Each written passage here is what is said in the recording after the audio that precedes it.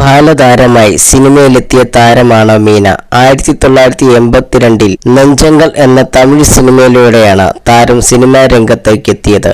പിന്നീട് 45ഓളം സിനിമകളിൽ താരം ബാലതാരമായി അഭിനയിച്ചു. 1990-ൽ നവയുഗം എന്ന തെലുങ്ക് ചിത്രത്തിലൂടെ നായികയായി അരങ്ങേറി.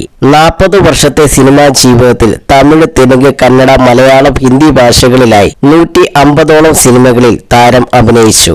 മോഹൻലാലിനോടൊപ്പം ഒരുപിടി മികച്ച ചിത്രങ്ങളിൽ മീന അഭിനയിച്ചിട്ടുണ്ട്.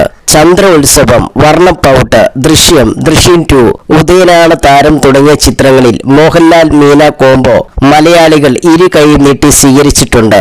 മോഹൻലാലിനോടൊപ്പമുള്ള ഷൂട്ടിംഗ് അനുഭവങ്ങൾ പങ്കുവയ്ക്കുകയാണ് മീന. സൈന സൗത്ത് പ്ലസിനോട് സംസാരിക്കുകയായിരുന്നു മീന. മലയാളത്തിൽ ലാൽ സാറിന്റെ കൂടെയാണ് ഏറ്റവും കൂടുതൽ തവണ നായികയായിട്ടുള്ളത്.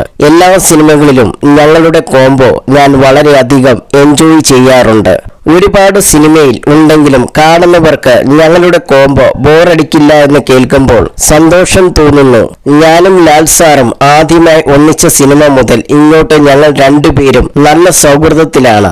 ഏറ്റവും ലാസ്റ്റ് ലാൽ സാറിന്റെ കൂടെ ചെയ്ത ബ്രോ ഡാഡിയും നല്ല എക്സ്പീരിയൻസ് ആയിരുന്നു. ആ സിനിമയിൽ പൃഥ്വിയുടെ അമ്മയുടെ വേഷമാണെന്നറിഞ്ഞപ്പോൾ ചെറിയൊരു പേടിയുണ്ടായിരുന്നു. പക്ഷെ പൃഥ്വി എന്നെ കൺവിൻസ് ചെയ്തു. ഇപ്പോൾ ആ സിനിമ കാണുമ്പോൾ ഞാനും പൃഥ്വിയും അമ്മയും മകനുമാണെന്ന ഭാഗം കല്ലുകടിയായി തോന്നുന്നില്ല, മീന പറഞ്ഞു.